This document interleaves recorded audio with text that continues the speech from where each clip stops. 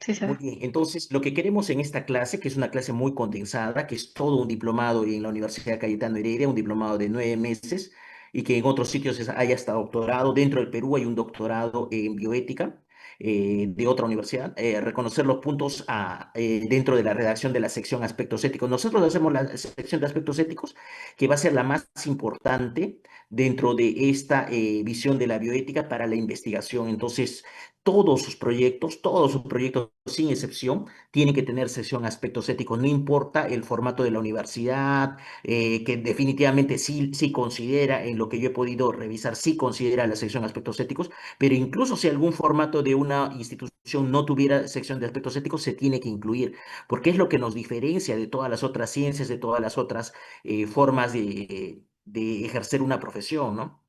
Si nosotros vemos, por ejemplo, una tesis de contabilidad, no necesariamente debe tener una sección de aspectos éticos.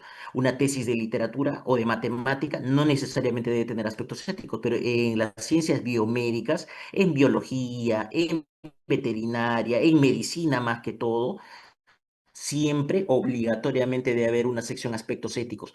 Se recomienda que se le dedique toda una cara, ¿no? A cualquiera de las secciones grandes, ustedes no deberían decir y ver una hoja de su tesis que diga capítulo 8 y sean 2 líneas. Un poquito más abajo, capítulo 9 otras 2, 3 líneas. Capítulo 10 y otras 2, 3 líneas, ¿no? Para cada capítulo, para cada sección importante, se recomienda que al menos se le dé toda la página completa. Entonces, para redactar la sección de aspectos éticos, nosotros vamos a ver los principios de la bioética, vamos a ver la formación que nosotros tenemos en bioética, ahí la podemos mencionar, y también debemos decir una cosa muy importante para comité de ética: si nosotros vamos a tener un consentimiento o un asentimiento informado, y si es necesario o no es necesario. En esta clase nosotros también vamos a ver cuándo es necesario tener y cuándo no es necesario tener un consentimiento o un asentimiento informado. Es más, si en los casos en los que no es necesario tener un consentimiento o un asentimiento informado, nosotros colocamos un consentimiento, un asentimiento informado, comité de ética, si es bastante detallista, hasta se va a molestar, ¿no? Hasta se va a molestar.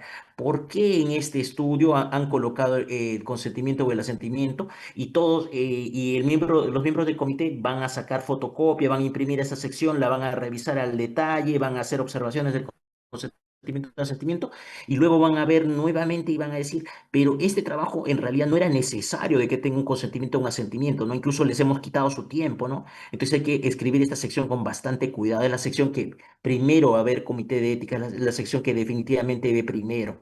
Y en los ensayos clínicos es lo mismo, ¿no? El documento más importante al hacer las revisiones de los ensayos clínicos es el consentimiento o asentimiento informado, y por protocolo es lo que, o sea, por la forma de trabajar de los monitores, de los que hacen la auditoría de los ensayos clínicos, lo primero que revisan es el consentimiento o el asentimiento informado, que siempre esté firmado.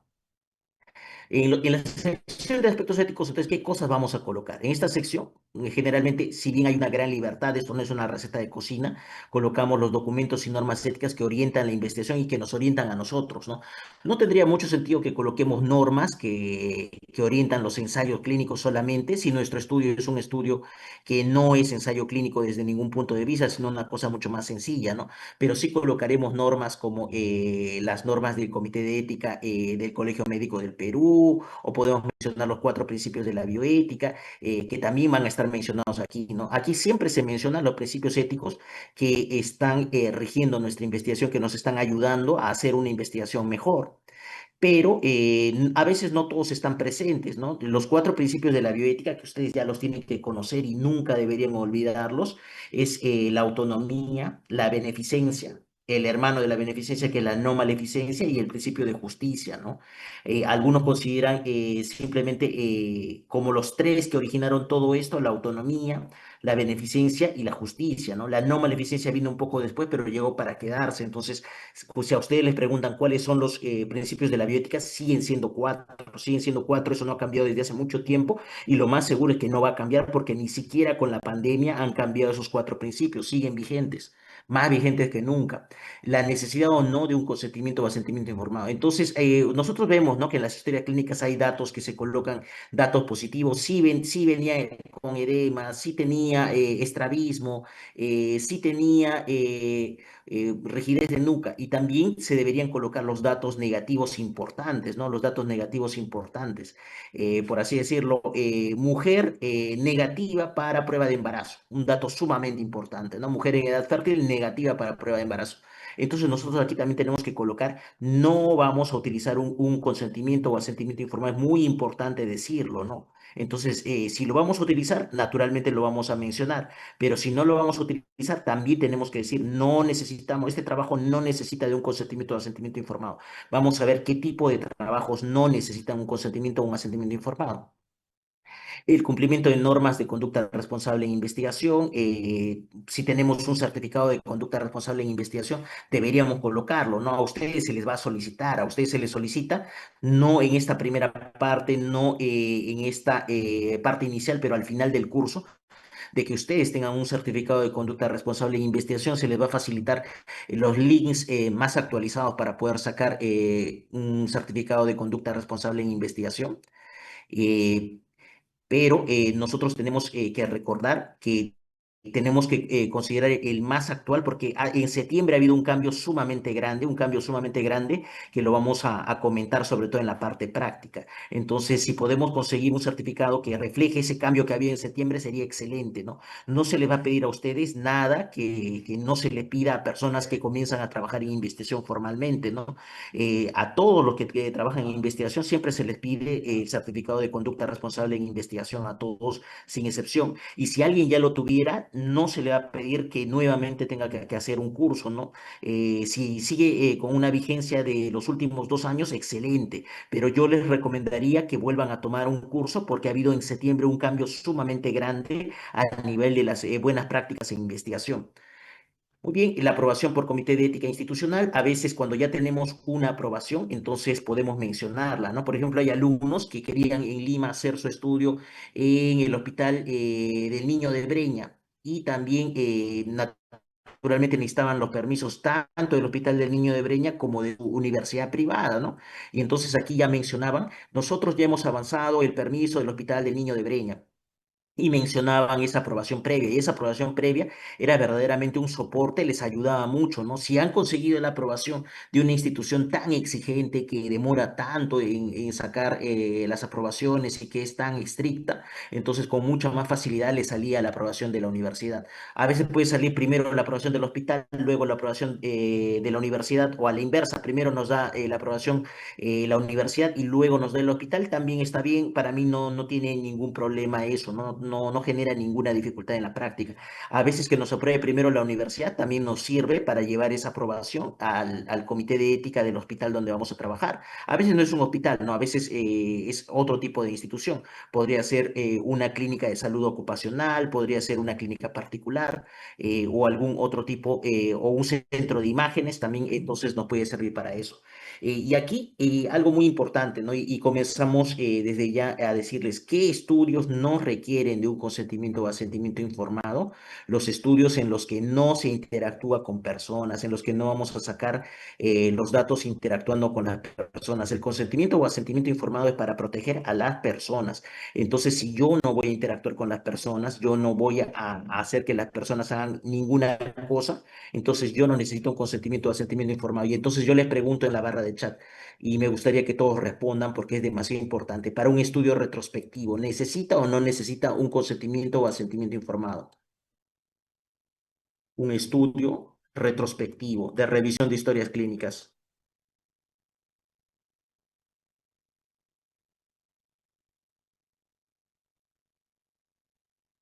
Necesita lo voy a abreviar, consentimiento informado. ¿Qué dicen ustedes? Todos tienen que responder, todos tienen que responder. ¿Qué dicen? ¿Sí o no? Dicen, sigan respondiendo, sigan respondiendo. Sigan respondiendo. No necesita un estudio retrospectivo, no necesita un consentimiento informado. Y ahora yo les pregunto, ¿necesita sección aspectos éticos? El mismo estudio necesita tener una sección de aspectos éticos.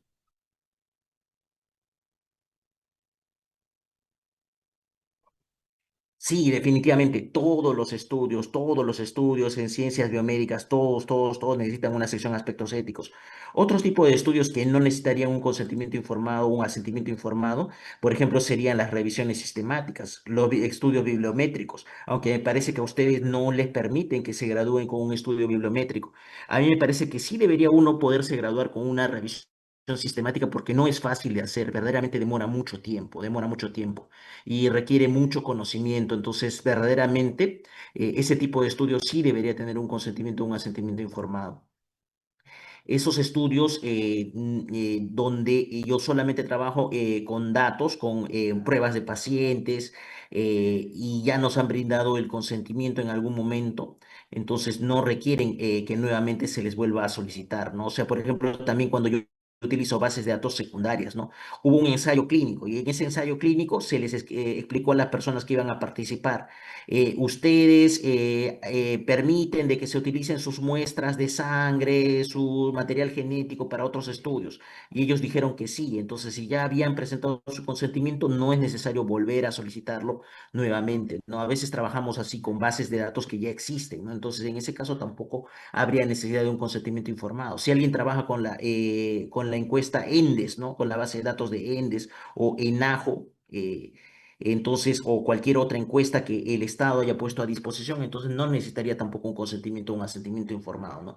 Entonces, en general, cuando uno no hace una interacción con las personas, no se requiere nada de las personas directamente que ellos hagan alguna actividad, entonces no se requiere un consentimiento informado. Ahora, muy importante, lo vamos a ver en el caso de las pruebas piloto, vayan pensando entonces si en las pruebas piloto se requiere o no se requiere y también vamos a ver otro caso bastante interesante con el caso de las validaciones de los cuestionarios.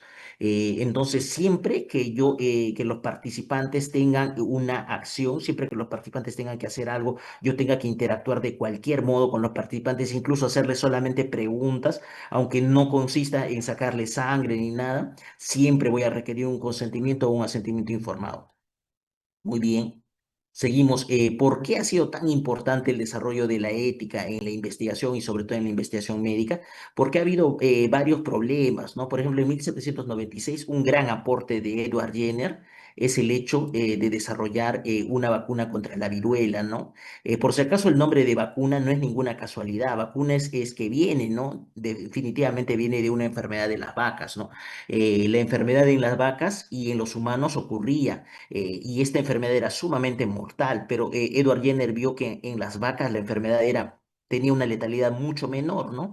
Las vacas sobrevivían mucho más. Y entonces de las pústulas, de las heridas, de las cicatrices que quedaban, sobre todo en las ubres de las vacas, entonces él comenzó a aislar material y ese material lo inoculó en niños, ¿no? Se dice que utilizó al hijo de su jardinero. Definitivamente esta persona hizo diferencias, ¿no? Entre quienes iban a participar, no escogió a cualquier persona, ¿no? Lo que podemos ver como algo injusto, definitivamente con tantas dudas y cuestionamientos morales al respecto, definitivamente es algo que nosotros vemos con los ojos de esta época, ¿no? Y definitivamente él mismo tuvo muchos reparos para hacerlo, pero el resultado fue que las personas que recibieron esta vacuna hicieron una forma mucho más leve de la enfermedad y quedaron protegidas, ¿no? Contra la enfermedad grave. Y sigue siendo Edward Jenner y siempre lo va a ser el padre de la inmunología vacunal, ¿no? De la vacunología, como podríamos decirlo, ¿no? Y verdaderamente nosotros tenemos que observarlo con los ojos de esa época donde no existían estas normas. Definitivamente nosotros hemos mejorado como especie y como individuos por el hecho de que ahora sí existen normas que puedan proteger a las personas que en ese momento estaban expuestas a estas cosas. Y no fue el único, ¿no? Que en esa época, casi 100 años después, se mantuvo esta conducta. Sanarelli también infectó a 5 pacientes con lo que él creía que era una bacteria, ¿no? En realidad los infectaba con un virus, ¿no? Pero él creía en ese momento que era una bacteria y no les decía nada. Luego, poco tiempo después, en 1900, para estudiar la fiebre amarilla, surge el consentimiento informado, ¿no? Entonces, allí ingresa el consentimiento informado como algo que verdaderamente revoluciona la forma en la que se le pide a las personas que participen en una investigación, ¿no? Se les invita a participar y el consentimiento informado ustedes nunca tienen que considerarlo solamente un documento. Muchas preguntas ustedes van a ver si el consentimiento informado es un documento solamente y la respuesta es completamente falsa, ¿no?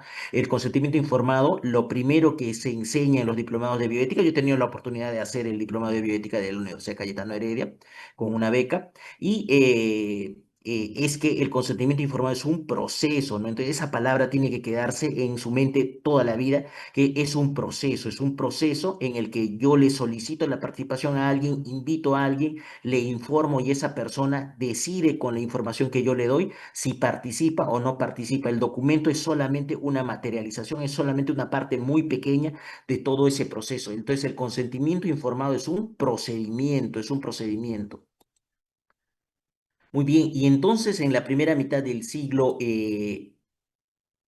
sí, en la primera mitad del siglo XX ocurre un hecho completamente aberrante, completamente trágico, ¿no? Que saca lo peor de la humanidad, ¿no? O sea, si pensábamos de que en las guerras del pasado la gente había sido muy cruel, lo que ocurrió verdaderamente, el grado de odio, el grado de deshumanización que ocurrió de estas personas fue sumamente único, ¿no? Entonces, uno de los bandos, el bando dirigido por la Alemania nazi, entonces comenzó a realizar unas pruebas en los prisioneros, ¿no? Y los prisioneros eran de distintas características, además de ser de otras nacionalidades, allí había personas judías, personas de Europa del Este, personas de etnia gitana, minorías sexuales y gemelos también que llamaban mucho la atención de las personas que estaban a cargo de estos experimentos, ¿no? Por ejemplo, en la imagen nosotros podemos ver algo terrible, ¿no? A una persona que se le está probando los límites de la tolerancia humana al frío, ¿no? Algo verdaderamente abominable, ¿no? Para poder ver hasta cuánto puede resistir una temperatura baja una persona, ¿no? Y quién estaba detrás de eso, con mucho dolor y con mucha vergüenza para nuestra profesión, nosotros tenemos que reconocer que era un médico, ¿no? El famoso ángel de la muerte, Joseph Mengele, ¿no? Y esta persona que era médico estaba a cargo de los experimentos nazis, ¿no? Experimentos que generaron algunos conocimientos. Definitivamente, si nosotros vemos la parte del diseño, la parte de la metodología, la parte de los cálculos de tamaño muestral, probablemente estaba en lo correcto, probablemente los hizo correctamente. Definitivamente era una persona muy inteligente, pero el grado de dolor y sufrimiento que generó a estas personas no se repitió en la historia. Fue terrible. Tenía sobre todo mucha obsesión por los gemelos, ¿no? Comenzaba a exponerlos a distintos patógenos, a distintos agentes dañinos, y si uno fallecía por cualquier causa, inmediatamente el otro era diseccionado, ¿no? Inmediatamente el otro gemelo era diseccionado para poder hacer la comparación exacta, ¿no? Entre el que falleció por una causa y el que no fallecería de esa causa que estaba en estudio, ¿no? Cosas verdaderamente abominables y fuera de lo que nosotros podríamos imaginar que en algún momento el ser humano pueda llegar a ser, ¿no? Incluso se habla, algunos dirán que es un poco creepypasta, algo así, de un atlas de anatomía, pero que se diferencia mucho de otros atlas de anatomía. De repente alguien haya escuchado algo al respecto, espero de que solamente haya quedado en un rumor y de que este atlas de anatomía no era igual al de Rubier, al Testudo, a la Target, sino que era hecho con personas que inicialmente estaban vivas, ¿no? Y que fue hecho en vivisección y que tal vez los conocimientos que se podrían sacar de allí eran verdaderamente muy detallados, ¿no? Para la época, sumamente detallados. No existía tomografía, no existía resonancia, pero de ser verdad, verdaderamente sería terrible, ¿no? Valga la redundancia. Estos experimentos eran de lo más variados, de los más crueles. También se experimentaba para poder cambiar el color de los ojos de las personas, algo que no tenía ni pies ni cabeza, ¿no? Un poco después ya había algunas formas de poder cosméticamente utilizar lentes de contacto, ¿no? O sea, no habría ningún motivo para poder cambiar el color del iris de las personas, ¿no? Entonces, lamentablemente esto pasó en los campos de concentración Sí, alguien ha mencionado allí de lo que se sospecha, sí, definitivamente se sospecha de que pudo existir ese atlas de anatomía, ¿no? Algo verdaderamente terrible. Estas personas, para suerte de la humanidad, perdieron la guerra y tuvieron que huir, y muchos de ellos huyeron a Latinoamérica, ¿no? Sobre todo a Brasil y Argentina. Y el jefe de todo no llegó a pagar sus culpas directamente en los juicios que vinieron después, en los juicios de Nuremberg, no llegó a pagar sus culpas. Este tipo llamado Joseph Mengele se supo que viajó a Brasil y es tan misterioso este sujeto que donde él viajó, el lugar donde él viajó es conocido como la capital mundial de los gemelos en el mundo, ¿no? Es la capital mundial del embarazo múltiple, gemelar, trillizos, y el sitio se llama Cândido Godoy en Brasil y es una ciudad muy pintoresca, pero allí es donde este médico fue a vivir como médico rural, ¿no? En Cándido Godoy, de Brasil. Y allí actualmente se hacen festivales de gemelos y trillizos, y muchos atribuyen a que algo que hizo este tipo, algo que hizo este sujeto, ha tenido que ver en la altísima incidencia de gemelos trillizos que existen en esa comunidad. Incluso se hacen congresos de genética en ese pueblo de Brasil que es Cándido Godoy, sale en la BBC. Sumamente interesante esa historia. Luego de esto, al ver todas estas desgracias que habían ocurrido, surge los juicios de Nuremberg, donde se juzga a estas personas. Ustedes saben, la Segunda Guerra Mundial eh, dura de 1939 a 1945, ¿no? Estos juicios vienen después y luego viene la Declaración de Helsinki en el 64. Las fechas yo no les voy a preguntar porque no es una clase de historia, pero es muy interesante intentar aprender algunas, al menos la secuencia, qué cosa viene antes, qué cosa viene después, ¿no?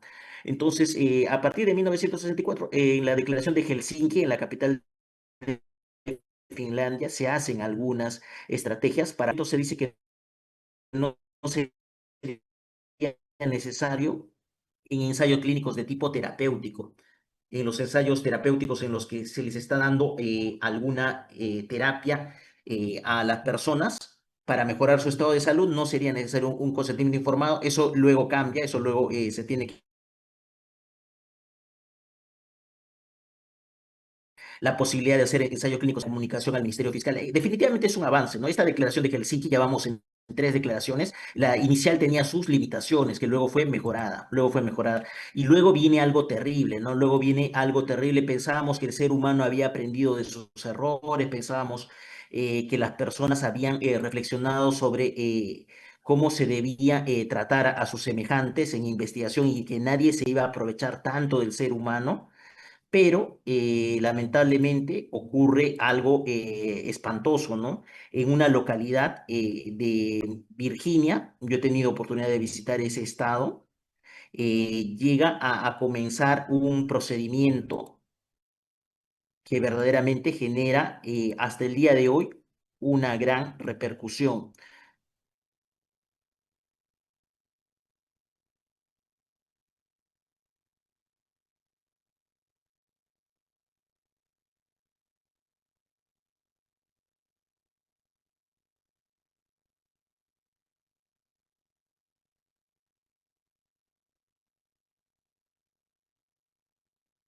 ¿Me confirman entonces que se puede escuchar el sonido sobre todo?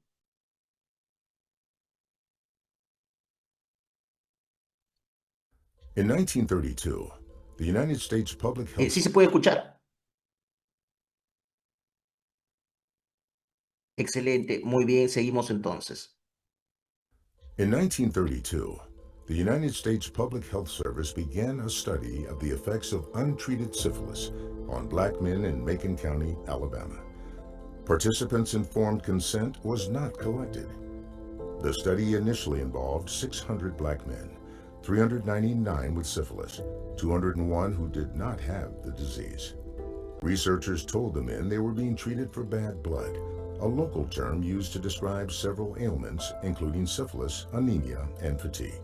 In exchange for taking part in the study, the men received free medical exams, free meals, and burial insurance. 4 decades later, on July 25, 1972, Associated Press reporter Gene Heller broke news about the study, prompting the U.S. Department of Health, Education, and Welfare to appoint an ad hoc panel to investigate. In October 1972, the panel advised stopping the study, and a month later, the study was ended. The panel concluded in their final report that the previous research on African Americans with syphilis was ethically unjustified. At the study's conclusion, only 74 of the original 600 men were still alive. 40 of their wives had been infected, and 19 of their children were born with congenital syphilis. The advisory panel's investigation led to compensation for the victims of the research and new protocols for the ethical treatment of human subjects of research. Voluntary informed consent for research subjects became the new standard and an explicit requirement for government-funded research. In 1997, President Clinton issued a formal presidential apology for the Tuskegee syphilis study. During its investigation, the panel collected a broad variety of historical documents and other papers. In 1973, a copy of the panel's working papers was deposited in the National Library of Medicine, NLM, located on the campus of the National Institutes of Health in Bethesda, Maryland. Through this research and related public education made possible by the unique collection held by the NLM, as well as the National Archives, we acknowledge the participants in the Tuskegee study and the injustices they and their families suffered. We also acknowledge the work of the Tuskegee Syphilis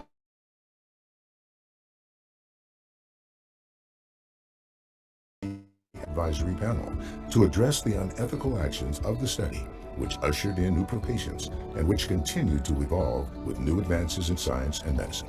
The NLM collects and preserves collections such as that of the Tuskegee Sí, Study entonces and al Advisory. respecto, sí, solamente la precisión de que era en Alabama, eso lo tengo que recalcar, en esta comunidad de Tuskegee.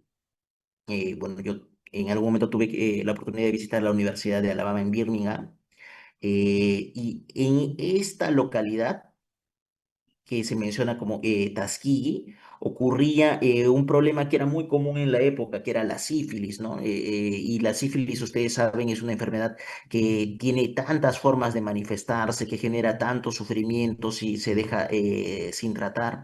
Los estudios que buscan detectar las características de las enfermedades actualmente son pocos porque nosotros siempre buscamos dar el tratamiento, pero este estudio se caracteriza por algo muy particular, ¿no? Entonces, a las personas de esta localidad, esto comienza en 1932, y esta fecha es sumamente importante para poder entender las cosas. Comienza en 1932 y a las personas de esta comunidad que eran muy pobres, que eran afroamericanos, se les dice, ¿no? Que esta enfermedad que ellos mismos no sabían exactamente qué era y que así como muchas enfermedades, ellos solamente le decían tener un problema de la sangre, tener mala sangre. Entonces se les invita a este estudio, se les invita a este estudio, se les da naturalmente algunos beneficios muy pequeños a comparación de lo que nosotros vamos a ver a continuación. Y estas personas se les saca sangre, se les hace seguimiento y continúa el estudio, el estudio continúa y llega a incluir a 600 hombres, 399 ingresan con sífilis, 201 inicialmente al comienzo del estudio ingresan también al estudio sin tener sífilis, pero esto va a ir cambiando porque se hace un seguimiento de estas personas. Entonces lo que viene después es verdaderamente aterrador. Entonces solamente se les decía de que ellos estaban siendo tratados por tener mala sangre. En 1932 recibían exámenes médicos que eran gratuitos, pero se les daba comida y en el caso de que fallecieran también se les enterraba. Pero este estudio continúa y continúa y continúa y sigue todavía en 1972. Y entonces recordemos la fecha de inicio en 1932.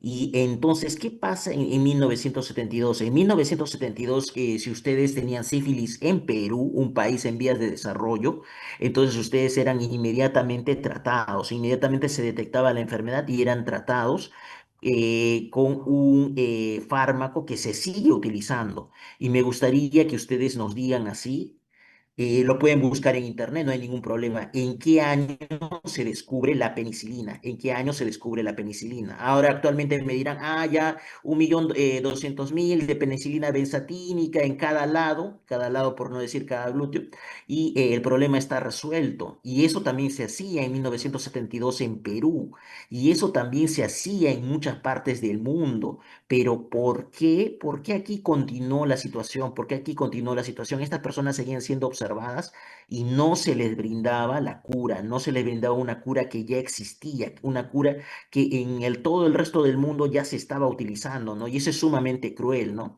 Entonces, excelente. Alguien mencionó la fecha de descubrimiento de la penicilina. Y si bien el estudio comienza en 1932, donde todavía no se utilizaba tanto la penicilina, miren, sigue de 1932 a 1972 por 40 años, ¿no? Por 40 años, o sea, verdaderamente estas personas sabían exactamente lo que estaban haciendo y que solamente estaban mirando a estas personas cómo se deterioraban, cómo se deterioraban. Claro, definitivamente en la guerra es donde se vuelve a difundir mucho más el uso de los antibióticos. Entonces, fue sumamente cruel, fue un escándalo terrible, el escándalo de salud más grande a nivel mundial ese año. Y entonces este reportero del New York Times, Jen Heller, lo publica, ¿no? Lo publica y el escándalo estalla completamente, ¿no? Inmediatamente se nombra un comité para poder ver qué cosa estaría ocurriendo allí, por qué estas personas están muriendo sin recibir un tratamiento que ya existe, ¿no? Se llama a un panel, se detiene primero el estudio, inmediatamente hace una comisión investigadora y acaba el estudio ese mismo año que ocurre el escándalo. Sí, todo fue completamente deliberadamente. Imagínense, este es un estudio que es patrocinado por el NIH, ¿no? Por el Instituto Nacional de Salud de los Estados Unidos en esa época también. Es como que el MINSA organizara una investigación que deliberadamente, o sea, sabiendo todo, va a generar tanto daño en las personas, no va a generar tanto sufrimiento. O sea, solamente se les va a ver cómo se siguen dañando, cómo siguen contagiando a sus esposas, cómo sus niños nacen con malformaciones. Verdaderamente fue un estudio sumamente cruel, un estudio que verdaderamente no tenía ningún punto para poder justificarse éticamente, ¿no? Y entonces esto ha generado grandes debates y gracias a este estudio es que surge incluso la revisión de comité de ética.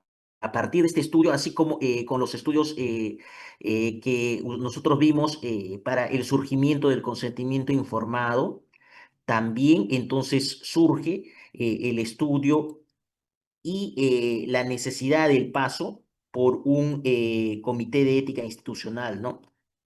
Así como la fiebre amarilla sirvió para poder generar la necesidad del uso de un consentimiento informado, también surge ahora la necesidad del paso por comité de ética, ¿no? Es por eso que los estudios pasan por comité de ética.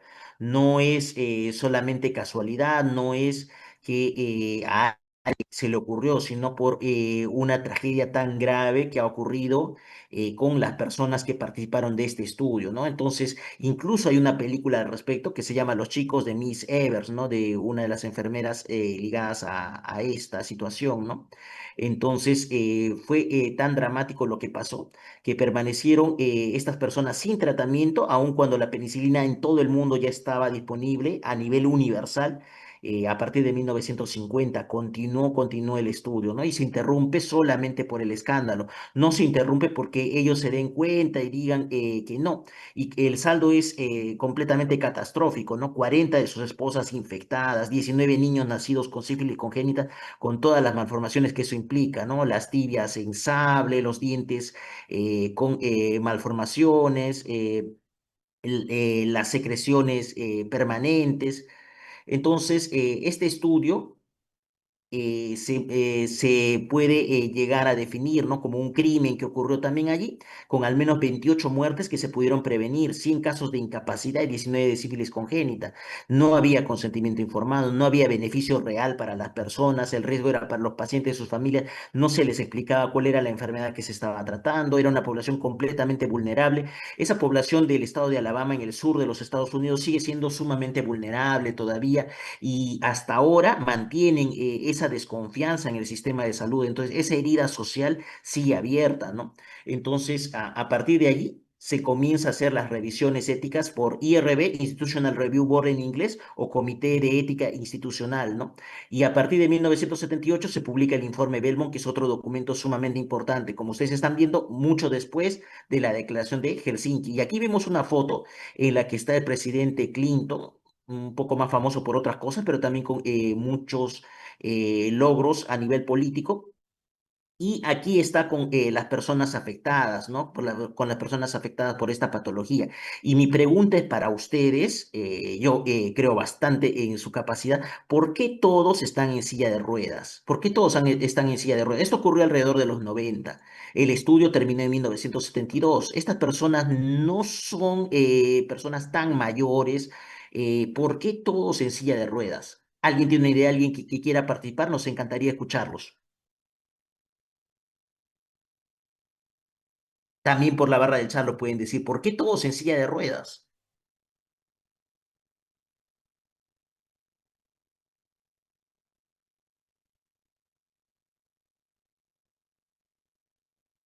Muy interesantes.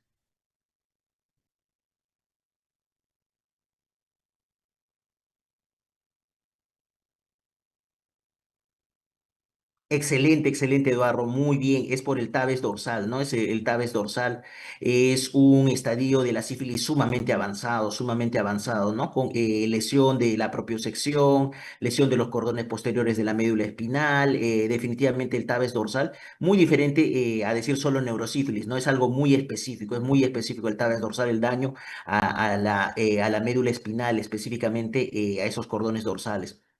Entonces, estas personas se vieron verdaderamente vulneradas y con su vida destruida por un estudio de investigación, ¿no? Sí, excelente. Tanto Karen como Eduardo, sí, esa es la respuesta correcta, definitivamente. Muy bien, entonces luego surge el informe del Belmont, el informe Belmont, y busca hacer una diferenciación entre lo que es práctica médica e investigación. Y ahí vienen las pequeñas diferencias que hay entre lo que viene a ser un consentimiento informado, lo que se hace en investigación y lo que se hace en la práctica médica. En la práctica médica, el fin que yo tengo, el fin en todo momento es mi paciente, en todo momento es mi paciente. En cambio, en investigación, yo tengo que seguir cuidando a la persona, pero también me interesa mucho la información. Entonces hay cosas que yo tengo que manejar de un modo distinto, ¿no? Cuando uno trabaja en investigación, en los ensayos clínicos, incluso se tiene a manejar las cosas de un modo distinto. Ya no se dice paciente, no, tampoco se dice usuario, como quieren las personas en gestión, ¿no? Sino que simplemente se dice participante, participante. Y sí, nosotros tenemos que utilizar también esa terminología. Entonces nosotros tenemos que acostumbrarnos a decir participante cuando alguien pertenece a un grupo de investigación, como un sujeto que entra, ¿no? A ser estudiado, ¿no? Y entonces el participante tiene también, no pierde sus derechos, pero el participante se maneja de un modo distinto a como nosotros manejamos en la práctica médica, ¿no? En un ensayo clínico, si nosotros vemos que un participante está teniendo reacciones adversas, se reportan, se busca la protección de esa persona, pero es muy diferente al campo de la práctica médica. Las acciones que nosotros podemos tomar están mucho más limitadas, ¿no? En la práctica médica es tan fácil decir, ah, hay que cambiarle la terapia, hay que cambiarle de medicamento. En investigación no es tan fácil.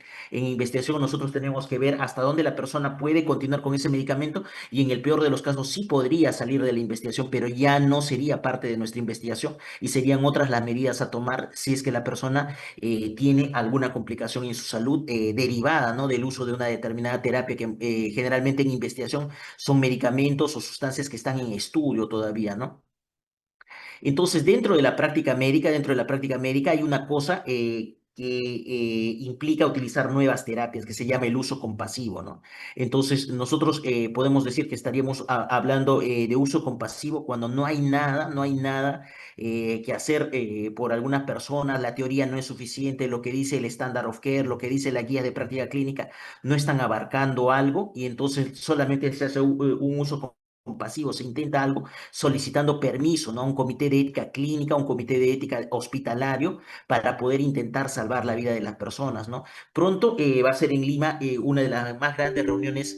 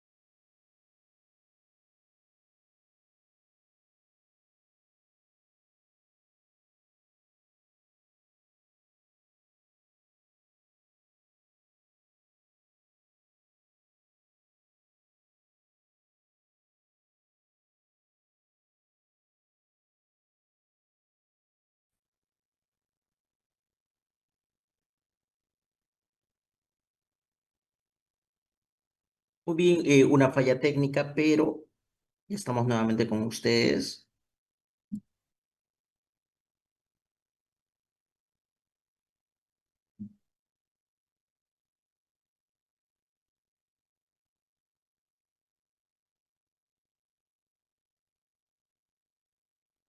Les decía entonces sobre el uso compasivo, me confirman que se puede escuchar, sí se escucha, ¿no? Sobre el uso compasivo es una práctica que no está normada, que no está en las guías de práctica clínica, que no se utiliza habitualmente, pero por ejemplo, cuando una persona es contaminada con el virus de la rabia se expande, llega al sistema nervioso central, verdaderamente no hay algo que hacer, ¿no? No hay algo que hacer, no es que haya una guía de práctica clínica, ¿no? Y entonces se pueden tomar medidas desesperadas. Una de ellas se conoce como el protocolo de Milwaukee, ¿no? Por la localidad de Estados Unidos donde comenzó a utilizarse, ¿no? Entonces, entraría dentro del uso compasivo, ¿no? La cantidad de pacientes no alcanza para poder hacer un ensayo clínico o para poder hacer otro tipo de estudios, no existe evidencia al respecto, entonces solamente utilizamos una nueva terapia, una nueva tecnología para poder intentar desesperadamente salvar la vida de las personas o al menos ayudarlas de algún modo, ¿no?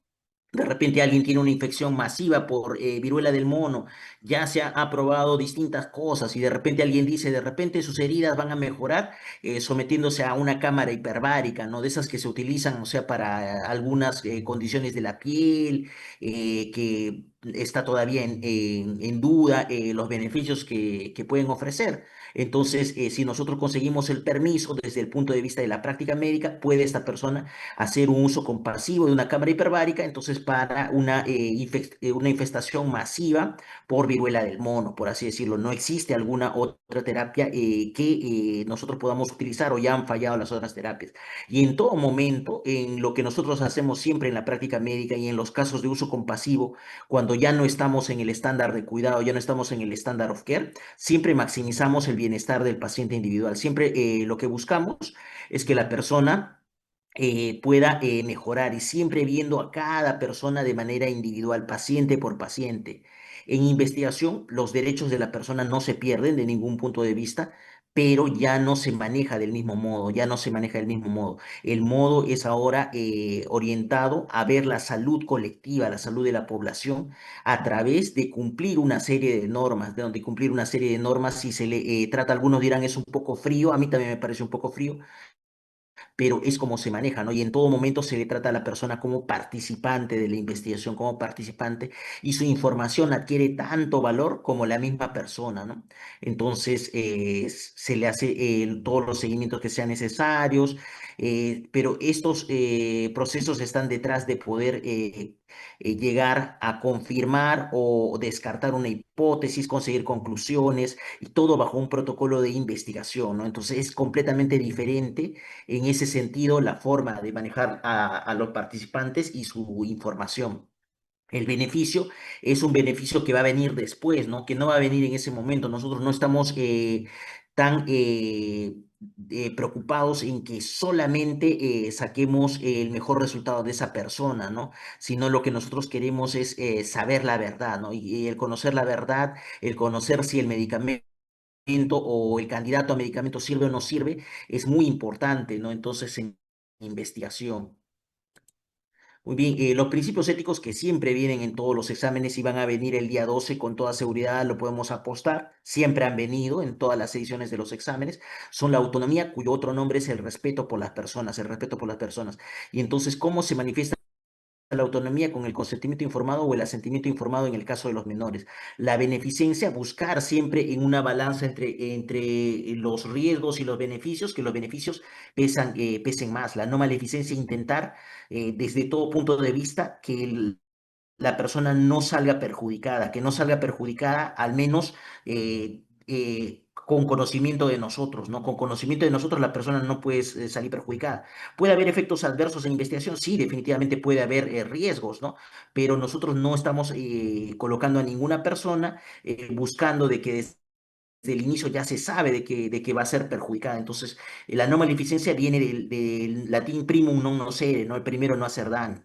La justicia tratar a todas las personas del mismo modo sin discriminar en ningún momento, ¿no? Sin discriminar. La justicia está bastante emparentada con la equidad, ¿no? Con que darle a todos de acuerdo a lo que cada uno le correspondería, de acuerdo a su estado de salud, ¿no? De acuerdo a su estado de salud y sus necesidades de salud. Y estos principios siguen lo recogido en la Declaración de Helsinki y en el informe Belmont. La autonomía, entonces, está dada, ¿no? Porque la persona sepa, porque la persona esté bien informada para que nos pueda dar su autorización. Entonces, para que la persona pueda ejercer su principio de autonomía, el documento más importante relacionado con la autonomía que siempre se pregunta es el consentimiento informado. El consentimiento informado es una manifestación de la autonomía de la persona, generalmente escrito, generalmente escrito. También existe consentimiento informado verbal, pero el consentimiento informado verbal poco tiene de verbal. El consentimiento informado verbal en realidad también es escrito, también se escribe, porque en salud y en investigación lo que no se escribe no existe, lo que no se escribe no existe. Entonces, el consentimiento informado verbal también se escribe. Yo lo voy a escribir porque es un caso muy especial. También se escribe, pero ¿quién es el que escribe? Solamente el investigador. ¿Y quién firma? Solamente el investigador. ¿Y esto cuándo se utiliza? Se utiliza en muchos casos en los que las personas tienen dudas para firmar, ¿no? De repente, en algún momento yo hice un estudio sobre conocimientos de las personas de las farmacias sobre TBC, ¿no? Y entonces las personas son muy colaboradoras, todas las personas quieren participar, las personas están dispuestas a rellenar cuestionarios, dicen, pocas veces al personal de farmacia se nos investiga, se nos toma en cuenta, todos querían colaborar, pero al momento de firmar nosotros sabemos las dudas que le puede surgir a las personas, ¿no? ¿Qué pasa si yo firmo? Esta es una participación gratuita, yo no he ganado nada por participar, me gusta participar, yo quiero apoyar, pero tengo muchas dudas de poder firmar. Y lo mismo pasa en muchos estudios clínicos, ¿no? Uno va a una comunidad campesina y las personas son muy colaboradoras, las personas muchas veces nos pueden facilitar muestras de orina, de sangre, de heces. Yo recuerdo alguna vez, incluso algunas personas no iban a estar presentes en el momento en el que se recolectaba en un estudio de cobroparasitología las heces y las dejaban en una comunidad rural, se las dejaban a su vecino, ¿no? Algo que definitivamente no ocurriría en medios urbanos, ¿no? Pero en medios rurales era bastante común y querían aprovechar entonces ese estudio que estaba ocurriendo y le dejaban las muestras al vecino. Pero al momento de firmar, nuevamente surgían las dudas, al momento de firmar las personas no querían firmar y entonces surge esta herramienta que se puede utilizar, incluso alumnos de pregrado pueden utilizar esta herramienta, que es el consentimiento informado verbal, ¿no? Es un consentimiento donde también firma una persona, pero ¿quién firma? Solamente el investigador, ¿no? El investigador dice, yo sí a esta persona la he encuestado, entonces yo firmo como que sí, esta persona me dio su consentimiento verbal y yo solamente habría un solo testigo que es el investigador. Ese sería el consentimiento informado verbal, que en realidad, como ustedes están viendo, no es completamente verbal, ¿no? Siempre alguien escribe, pero solamente escribe el investigador, ya no escribe el investigado, ¿no? Ya no escribe el participante, solamente da de manera verbal su autorización. El paciente por la autonomía tiene derecho a entender la naturaleza de la investigación, conocer los riesgos y decidir finalmente si participa o no participa, ¿no? Por eso que en todo consentimiento debería tener ese recuadro, ¿no? ¿Decide usted participar? Sí o no, para que la persona escoja, ¿no? Para que la persona escoja. El respeto por las personas o autonomía es tratar a todos los seres humanos del mismo modo, no usarlos como un medio para lograr un fin, no pensar de que con esta investigación yo voy a conseguir dinero, yo voy a conseguir un viaje fuera del país, yo a esta persona le receto este medicamento biológico que de repente no es lo mejor para su caso, pero que yo ya lo estoy incorporando a mi estudio, ¿no? Ya lo estoy incorporando a mi estudio y entonces yo ya estoy cubriendo mi cuota para el laboratorio que me ha ofrecido un congreso muy interesante, ¿no? Animarles a tomar sus propias decisiones en todo momento y proteger a los más vulnerables como parte de la autonomía. Como parte del respeto por las personas, ver que existen poblaciones también especiales, ¿no? Que requieren una protección de su autonomía muy especial, ¿no? Una protección de la autonomía muy especial, ya sean los niños, ya sean personas ancianas, pacientes con problemas mentales, personas incapacitadas por cualquier motivo. De repente es una persona que está en pleno uso de sus facultades, pero lamentablemente está en UCI, ¿no? Ha llegado a UCI y en UCI no va a poder expresar de ningún modo su autonomía, ¿no? Entonces, aquí viene una pregunta muy importante, así como para ver si era transversal o longitudinal, nos hacíamos la pregunta mágica de ¿hay seguimiento o no hay seguimiento? ¿Hay más de una visita o solamente se queda en una sola visita, en un solo punto en el tiempo? Aquí también nosotros para el consentimiento, nosotros nos vamos a hacer una pregunta que es tan importante que la escribo en la barra del chat. ¿Puede el participante darme su autorización?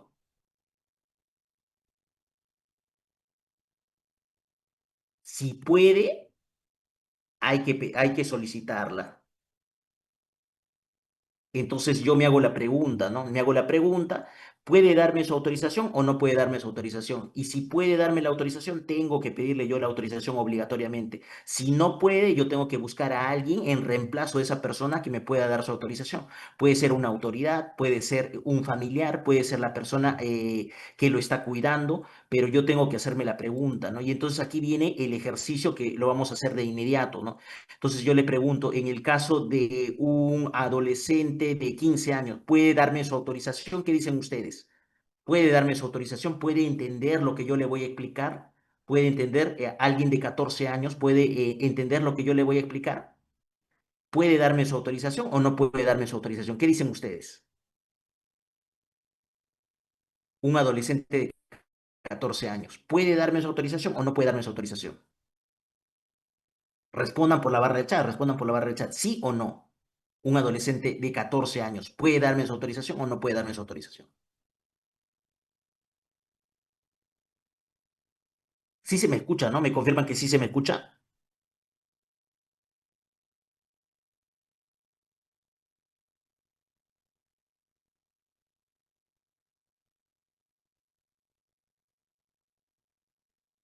Excelente, excelente. Nos hacemos la pregunta, es tan sencilla, pero la pregunta sirve bastante. Sí me puede dar su autorización, sí me puede dar su autorización. Entonces yo tengo que pedirle su autorización. No significa en ningún momento yo estoy diciendo de que va a ser el único al que le voy a pedir la autorización. Definitivamente yo voy a pedir más autorizaciones en el caso de los menores de edad, pero para ver si necesita o no necesita hacerle algún tipo de consentimiento, en el caso de los menores el asentimiento yo me hago la pregunta, ¿puede dar su autorización o no puede dar su autorización? Si puede dar su autorización, tengo que pedirle su autorización. En el caso de un paciente anciano de 90 años que no tenga Alzheimer, que no tenga Parkinsonismo o alguna enfermedad que altere su estado de conciencia, un paciente de 90 años, ¿puede darme su autorización o no puede darme su autorización? ¿Qué dicen ustedes? Un paciente de 90 años. ¿Le voy a hacer el consentimiento a él?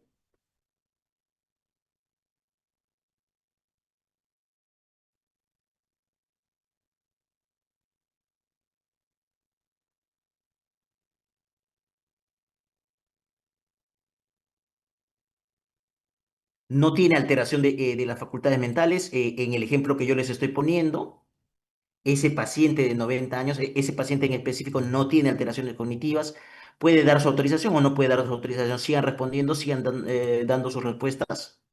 ¿Qué dicen? ¿Qué dicen? Sí, sí podría, entonces se la tengo que pedir, entonces se la tengo que pedir. Entonces a esta persona de 90 años yo le voy a hacer su consentimiento informado. Y la ley no me, en este caso no me pediría de que yo le haga a alguien más, no solamente a él en este caso. En el caso de, de un adolescente de 14 años que yo les decía, tengo que pedirle su permiso a ese adolescente de 14 años porque sí puede dar su autorización, o sea, sí entiende, sí me va a comprender. Y ahora yo les pregunto, ¿y en un niño? Quiero hacer un estudio de bronquiolitis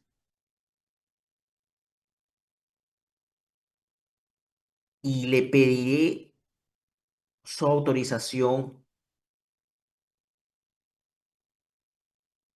a un lactante de 4 meses. ¿Qué dicen ustedes? ¿Puede darme su autorización?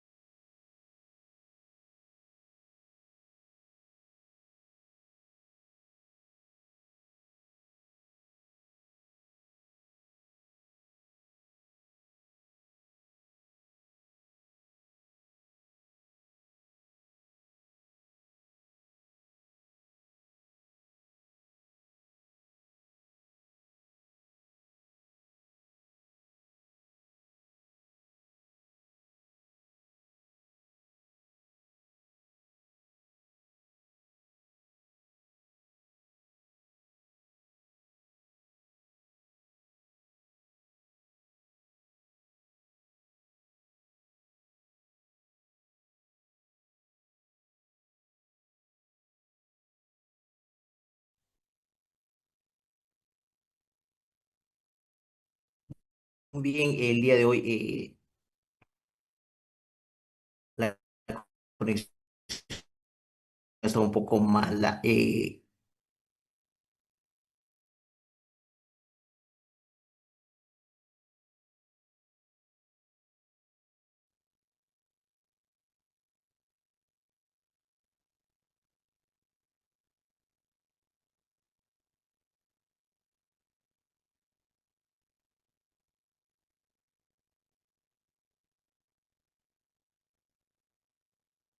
Muy bien, entonces eso es algo que siempre vamos a ver, si se cumple o no se cumple, si puede darnos autorización o no nos puede dar su autorización. Les había colocado el ejemplo de un niño de pocos meses de vida. ¿Le vamos a pedir su autorización o no vamos a pedir su autorización? No tiene ningún sentido de que le hagamos un consentimiento informado para ese niño porque lo va a ensuciar, ¿no? Verdaderamente no va a poder entenderlo desde ningún punto de vista, un niño de 4 meses, ¿no? Entonces, nosotros no hacemos un consentimiento informado para esos menores tan pequeños, pero sí para sus padres, ¿no? Sí para sus padres. Entonces, en el respeto para las personas, nosotros tenemos que ver qué personas tienen autonomía, quiénes pueden dar su autorización y quiénes no pueden dar su autorización. Siempre alguien debería estar detrás pudiendo ayudarles, ¿no? En el principio de beneficencia, buscar que los beneficios estén siempre por encima de todos los riesgos, por encima de los riesgos.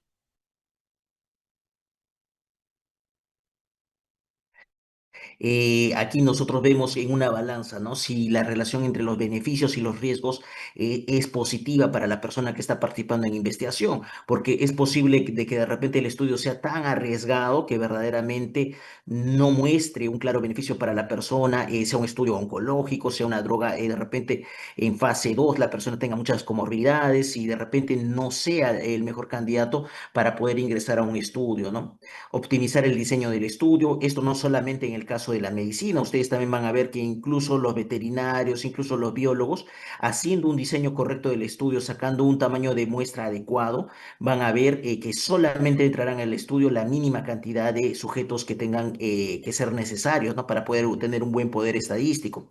En el caso, por ejemplo, del laboratorio de las ciencias básicas, actualmente se busca, ¿no? Se busca que las muertes de los animales de laboratorio no sean tampoco en vano, ¿no? Entonces, se intenta utilizar la menor cantidad de animales que sean necesarios para poder hacer un estudio. Como ustedes están viendo, el campo de la ética no solamente beneficia, no solamente protege a la especie humana, sino también puede proteger a otras especies, ¿no? Nosotros sabemos que los estudios con otros seres vivos, con animales, tienen que existir, son una necesidad. Probablemente hubiéramos muerto de muchas patologías si es que no se hubieran hecho estudios en algún momento en animales, ¿no? Pero tienen que hacerse con límites de respeto también a otras especies y sin buscar en ningún momento la crueldad, ¿no? Debe haber tratamientos de rescate si es que las personas tuvieran una reacción adversa, ¿no? Entonces, en la beneficencia esto es bastante importante porque cuando uno entra a un ensayo clínico tiene un seguro de salud bastante generoso, son bastante protectores de la persona que ingresa a un ensayo clínico, ¿no? Y se cubren todas sus atenciones de salud que estén relacionadas, ¿no? A un efecto adverso, ¿no? No significa que la persona va a tener atención dental oftalmológica gratis, ¿no? Pero al menos ante un evento adverso que pudiera ocurrir, ante una reacción que pudiera poner en peligro a la persona, en investigación se busca, ¿no? De que se pueda proteger de algún modo. Y también mientras más preparado está el investigador, es más seguro que el efecto va a ser positivo en su investigación. La no maleficencia prima un non nocere, intentar de que si nosotros estamos sospechando de que una investigación va a tener muchos problemas, no deberíamos incluir a las personas en ese tipo de investigación, ¿no? Del mismo modo, si nosotros vemos que el diseño está mal, un diseño malo, un comité de ética no debería aprobarlo, no debería aprobarlo porque se está perdiendo el tiempo de las personas, se está poniendo en juego los datos personales de la gente. Entonces, ¿por qué van a entrar? ¿Por qué se va a crear todo ese mecanismo que viene a ser el ensayo clínico si el diseño está mal planteado o en cualquier otro tipo de estudio, ¿no? Si el diseño está mal, también entonces el comité de ética debería estar facultado a decir, tu estudio no debería proseguir porque verdaderamente estás cometiendo errores graves, ¿no? Tú estás contando con grandes sesgos en tu investigación, la teoría que está detrás es incorrecta, no te va a alcanzar el tamaño muestral para poder dar una conclusión adecuada. Entonces, ¿por qué vamos a arriesgar a las personas y su información, ¿no? En el Perú ingresan, muchas gracias María por la pregunta. Nosotros vamos a detallar esto dos diapositivas más adelante. En caso uno de los padres no esté de acuerdo, no debería ingresar a un ensayo clínico en Perú. Otros tipos de investigaciones son más flexibles. En caso de ensayos clínicos en el Perú se requiere la autorización de los dos padres para los ensayos clínicos en Perú. Entonces, si uno no está de acuerdo, se es conservador y entonces no ingresa el niño o adolescente. ¿Y qué pasa si el niño o adolescente sí quiere entrar? Lo vamos a ver en los casos especiales a continuación. El principio de justicia, tratar a todos con respeto, todos con consideración, sin discriminar. ¿Por qué un paciente no va a ingresar a un ensayo clínico o una investigación por ser migrante? Por ser una persona que solamente tiene su carnet de extranjería. ¿Por qué esta persona sería excluida? Si esa persona cumple con todos los requisitos, vive en el país, no es una persona que está solamente de paso, entonces es una persona que podría ser bastante útil, ¿no? También daría una gran variedad a la investigación, ¿no? Porque muchas veces nosotros sabemos que hay grupos poblacionales y raciales en distintas ciudades de nuestro país que son más homogéneos, ¿no? Y entonces sería bastante útil contar con una mayor variedad racial, incorporando personas de fuera, ¿no? Si es que pueden ingresar a algún tipo de estudio, ¿no? Entonces no debe haber discriminación en ningún momento en un caso de un ensayo clínico. Poblaciones vulnerables también tienen que ser consideradas. Naturalmente, si entra una población vulnerable, una persona que solamente hable quechua, se debe buscar el mecanismo de que esta persona cuente con algún tipo de intérprete o esta persona pueda entonces conocer de qué trata la investigación, igual se les compensa por daños. La justicia también ve que no se hagan estudios en países subdesarrollados solamente para el beneficio de los países desarrollados, ¿no? Nosotros no vamos a buscar tratar y investigar con un medicamento biológico que requiere un nivel de congelación especial en una zona de la Amazonía, donde cuando el medicamento salga a la venta jamás lo van a poder utilizar, jamás lo van a poder utilizar porque no tienen agua, no tienen luz. Entonces, ¿cómo van a poder refrigerar ese medicamento que requiere una refrigeración especial? Entonces, verdaderamente, a veces se incluye a países solamente con un beneficio que solamente les alcanzaría mientras dure el estudio, ¿no? Y estas personas que ven su salud mejorada muchas veces solamente mientras dura el estudio, a veces quedan peor, en condiciones peores cuando termina el estudio, ¿no? Entonces se tiene que buscar el modo de poderles ayudar y de que todos salgan beneficiados en la medida de lo posible. Ahora yo les pregunto, si quiero hacer un estudio sobre artrosis en geriatría, en el paciente geriátrico, una persona de 40 años desea ingresar al estudio.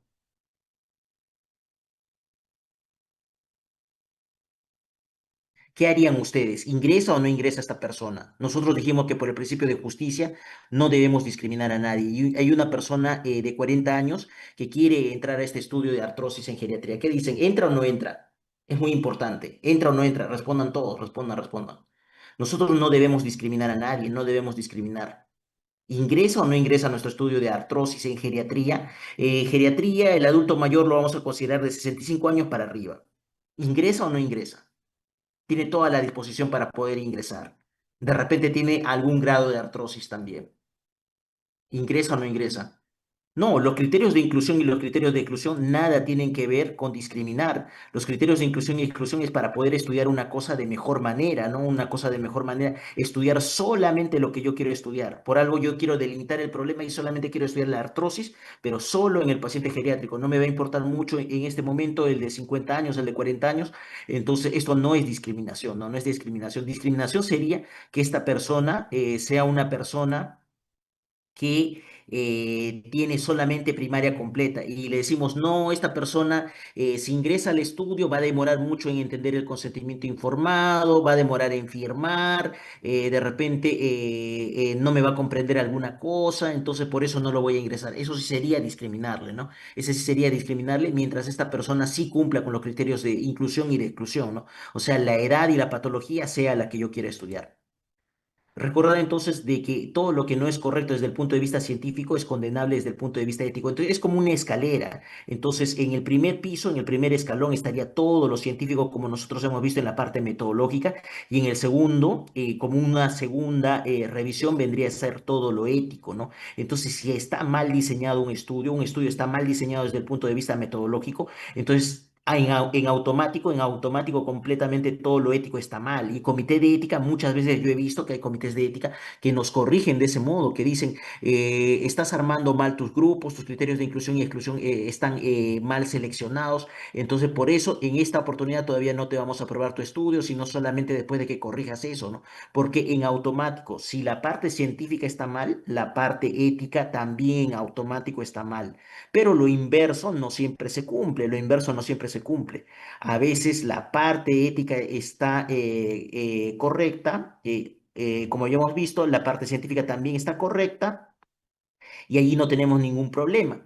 Y el caso especial sería cuando nosotros vemos que la parte ética tiene problemas y la parte científica sí está correcta. La parte científica sí ha sido desarrollada con mucho rigor científico. Yo estoy muy seguro que lamentablemente esos experimentos nazis sí han tenido un gran rigor desde el punto de vista metodológico, desde el punto de vista de diseño, de la hipótesis, del tamaño muestral, probablemente sí han tenido rigor científico, han sido personas muy preparadas en su época, pero desde el punto de vista ético son altamente condenables, ¿no? Son altamente condenables. Entonces, en esta escalera, nosotros, ¿cómo vamos a hacer para no cometer errores? Siempre lo científico primero lo vamos a revisar y una vez que lo científico esté correcto, nosotros vamos a seguir al siguiente escalón que viene a ser la parte ética. Y en las revisiones de comité de ética ven la parte científica y si la parte científica está mal, en automático se sabe que la parte ética también está mal porque no se puede someter a las personas su información, su tiempo a una investigación que está mal hecha, ¿no? No tiene ningún sentido. Quieres hacer una investigación que verdaderamente de algo que ya se conoce, una patología que ya se sabe. Quieres ver el paciente con HIV estará en más riesgo de hacer síndrome metabólico o no estará en riesgo de hacer síndrome metabólico, de engordar, de hacer dislipidemia. Sí, ya se sabe desde hace mucho tiempo, ya se sabe que hay alteraciones lipídicas en el paciente con HIV, entonces no es necesario de que tú hagas una investigación y tengas acceso a información tan sensible del paciente con HIV que está en Targa, si ya se conoce que este paciente tiene una gran predisposición a hacer hipercolesterolemia, a hacer obesidad, entonces eso ya se conoce, ¿no? Entonces nosotros vamos a recordar siempre eso. El consentimiento informado es todo un proceso, es un proceso gradual, no es solamente la firma de un documento, como ustedes han visto, a veces incluso quien firma es solamente el investigador. Y este proceso es el proceso en el que yo primero le informo a la persona, recibo sus dudas, sus preguntas, todo lo que me pueda decir, y al final yo aclaro todas sus dudas y luego la persona libre y voluntariamente decide si ingresa o no ingresa. Y esto lo puedo plasmar en un documento, no es un documento que es tan importante que ustedes lo deben guardar siquiera un año después de que termina su investigación, incluso siendo una investigación sin mayor sentido, vale la pena guardar este documento cuando es un documento impreso. Es el documento más importante en las auditorías de los ensayos clínicos, es lo primero que se revisa, lo primero que se ve en el folder. Ustedes van a ver pequeñas diferencias entre un consentimiento informado de una atención médico-quirúrgica, por ejemplo, y el consentimiento informado de investigación. Tienen muchas partes que son similares, pero en el consentimiento informado de investigación se reconoce que hay 8 componentes que siempre tienen que estar. Y esto es una lista de chequeo, entonces esto no es una recomendación, esto es algo que siempre debería estar en investigación. Primero describir de qué se trata la investigación, explicarle a la persona, ¿no? A usted se le va a hacer una investigación para poder descartar si usted tiene TOC, ¿no? Y la persona me dice, ¿qué entiendo por TOC? Yo sí, sí tengo TikTok. No, nada que ver. Si usted tiene trastorno obsesivo compulsivo, se le explica de qué sirve su participación, en qué consiste su participación, qué cuestionario va a completar, si es necesaria cualquier prueba biológica, si es necesario que nos dé sangre, si es necesario que nos dé alguna otra muestra biológica, se le explica, ¿no? Entonces, en la descripción de los riesgos razonablemente previsibles, yo le tengo que explicar todos los riesgos grandes y los riesgos pequeños. Usted va a entrar a un estudio de anfotericina liposomal, entonces usted puede hacer, puede hacer hipocalemia. Entonces, yo voy a ver qué riesgos puede hacer la persona y yo de ese modo puedo ver y adelantarme a los riesgos que pueda tener y ser más precavido, ¿no? De repente yo estoy estudiando un medicamento antiarrítmico y más bien la persona también está en riesgo, ¿no? De que ante los efectos adversos también me podría hacer una parada cardíaca, una sistolia, un QT largo, entonces yo también viendo esos riesgos soy más previsor, pero también ustedes a nivel de pregrado pueden colocar los riesgos pequeños que hay, ¿no? Hay un riesgo de que su información accidentalmente sea compartida, de que se filtre su información. Sí se puede mencionar eso, pero nosotros tomaremos las medidas para poder evitar esto. También yo puedo decir el riesgo, inmediatamente adelantarme y decirle a la persona qué es lo que se va a hacer para mitigar este riesgo, ¿no? También yo los riesgos, puedo decirle los riesgos pequeños, ¿no? Puedo decirle los riesgos como a usted se le va a sacar sangre, el equivalente a una cucharada, y esta sangre que yo voy a tomar le puede dejar un pequeño hematoma en el brazo. Sí se le puede mencionar. Hay que mencionar todo. A veces uno no se da cuenta de riesgos que están presentes. Yo alguna vez hice un estudio de calidad de vida en pacientes en hemodiálisis y me sorprendió que los pacientes se ponían a llorar a veces al leer las preguntas que se les tenía que hacer en calidad de vida, dándose cuenta de las cosas que antes hacían y de que ahora ya no pueden hacer, ¿no? De las limitaciones que tienen, las incapacidades que les han surgido con motivo de su enfermedad renal crónica, ¿no? Entonces, a veces es un riesgo que no tomamos en consideración, pero que está presente, ¿no? De que la persona psicológicamente también tenga una impresión bastante fuerte de un estudio, ¿no? Describirle los beneficios esperados. Aquí los beneficios esperados se colocan los beneficios, sobre todo, que son los verdaderos beneficios, los beneficios para la persona, ¿no? Aquí no vamos a acostumbrarnos a colocar, usted aportará a la ciencia con esto, a través de su participación se va a conocer mucho más de la enfermedad de esclerosis lateral amiotrófica, se va a saber mucho más. Y con eso tiene que usted que estar bastante contento. No es así, ¿no? O sea, hay beneficios que verdaderamente le sirven directamente a la persona, ¿no? De repente yo quiero estudiar alteraciones del perfil lipídico y le doy a la persona su resultado de HDL, LDL, triglicéridos. Eso le sirve mucho a las personas, ¿no? Entonces, directamente el entregarle los resultados de laboratorio, que no en todos los estudios se hace, pero en algunos sí, entonces le sirve mucho a la persona y verdaderamente sería un beneficio que le podría servir. Y a veces hay beneficios pequeños, pero que también yo puedo colocar. O sea, el que se le haga una charla, el que se le dé consejería en salud, con decirle a la persona, este medicamento se toma solamente de noche, la atorvastatina, eso ya es algo que verdaderamente le puede ayudar. El hecho de que yo le regale un pastillero a pacientes que están en un estudio de polifarmacia para la tercera edad, el hecho de regalarles ese pequeño instrumento que no es tan caro como un pastillero, verdaderamente les puede ayudar mucho. Alternativas de participación, sobre todo para los ensayos clínicos, ¿no? Porque en un ensayo clínico yo solamente puedo estar en un ensayo a la vez, no puedo estar en muchos ensayos, ¿no? Entonces, a veces las personas, yo le tengo que decir, en esta institución, en este hospital, se vienen desarrollando para su enfermedad, para el cáncer de pulmón, hay 3 ensayos corriendo. Usted tiene el derecho de escoger cualquiera de los 3 ensayos, el que usted siente que le da más beneficios, con el que le genera mayor confianza, ¿no? En esto de aquí, a veces en los estudios de pregrado, yo podría mencionar solamente, somos el único estudio que está estudiando la depresión postnatal en esta oportunidad, en esta localidad. No es necesario de que yo mencione otra cosa, pero vale la pena que yo también toque el punto 4, ¿no? No estamos compartiendo este estudio en otra institución, no hay otro estudio corriendo en paralelo, vale la pena que yo lo diga. Explicar nuevamente la confidencialidad. Confidencialidad es diferente de anonimato, ¿no? Anonimato es cuando no se sabe a quién pertenece algo de información, ¿no? Yo me encuentro una hoja suelta de una historia clínica en el hospital. Eso queda casi en el anonimato porque yo no puedo saber a quién pertenece, pero confidencialidad es que yo sí sé a quién pertenece, pero yo protejo la información en todo momento, yo protejo la información para que no se sepa. Explicarle las normas de indemnización por lesiones o problemas de salud. Si usted le queda un hematoma o le queda dolor después de participar en esta intervención, de fisioterapia, se le va a recetar, hay un médico que nos está colaborando con el estudio y le puede hacer una receta de un antiinflamatorio.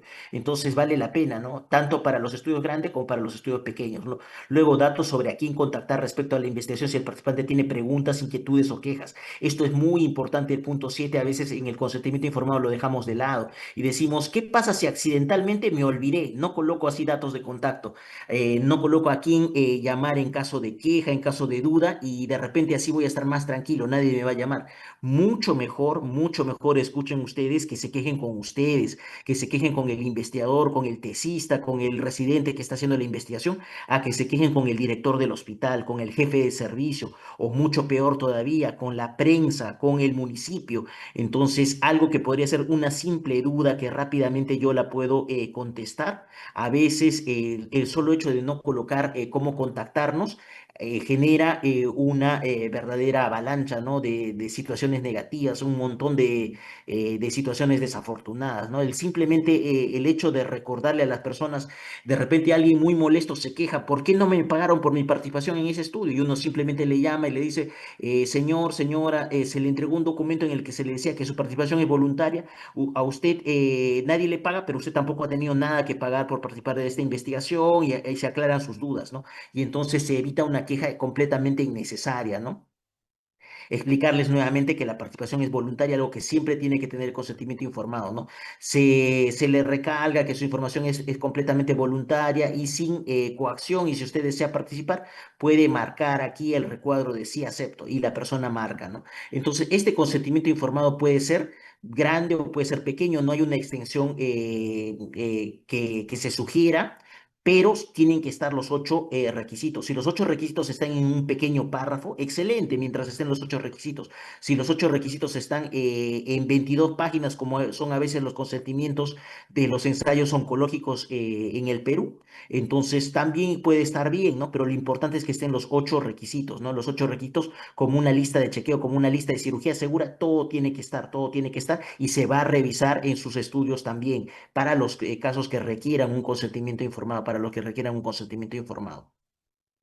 Fuera de eso, nosotros podemos ver que cómo hacemos en el caso de los menores, ¿no? En el caso de los menores, en el Perú, sobre todo entre los 8 y los 18 años de edad, se utiliza el asentimiento informado, se utiliza el asentimiento informado. ¿Qué pasa después de los 18? Ustedes ya se imaginan, ya se comienza a utilizar el consentimiento informado.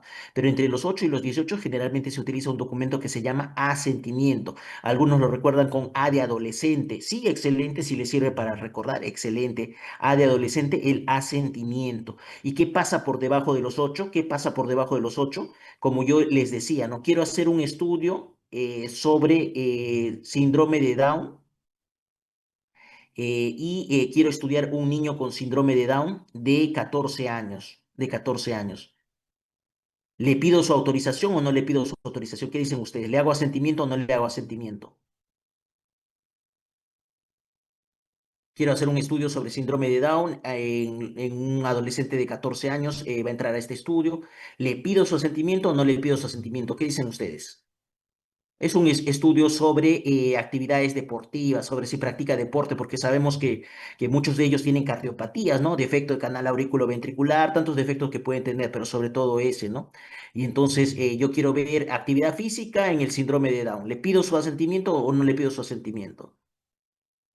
Nos hacemos la pregunta, ¿puede darme su autorización o no puede darme su autorización? ¿No? La pregunta mágica. Y lo más seguro es que sobre ese tema, que es un tema sencillo de entender, la persona sí me puede entender a los 14 años, incluso aunque tenga síndrome de Down, y esta persona puede decidir si entra o no entra en esta investigación. Hay otras patologías que definitivamente no permiten, no permiten, por ejemplo, un niño que tenga un problema mucho más serio, un problema mucho más serio, como parálisis cerebral. De repente un niño con parálisis cerebral, ahí yo no le voy a hacer su asentimiento informado, pero eso no dice que a los padres no se les tenga que hacer. En el Perú se le tiene que hacer también a los padres y ahora les coloco en los cinco escenarios que hay. ¿Qué pasa cuando no están en concordancia lo que dice el menor y lo que dicen los padres? ¿Qué pasa cuando no están en concordancia el menor y la opinión de los padres? Ahora, ¿qué pasa cuando el niño sí quiere y los papás sí quieren? Naturalmente va a ingresar a nuestra investigación.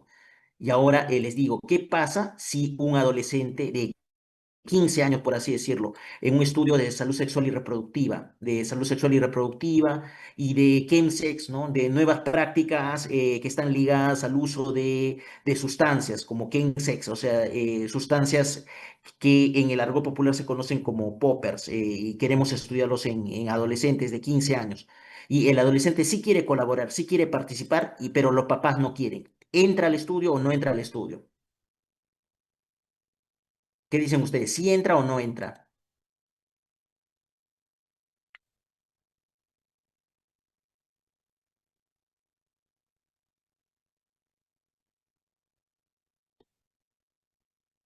Si entra o no entra, ¿qué harían ustedes acá en el Perú? ¿Qué harían? ¿Si entra o no entra? Es un estudio polémico, es un estudio polémico, un estudio de un componente de la actividad sexual bastante íntima, ¿no? Que puede tener mucho estigma también. ¿Entra o no entra? Sí quiere participar de 15 años, pero sus papás no quieren. Sus papás dicen que no.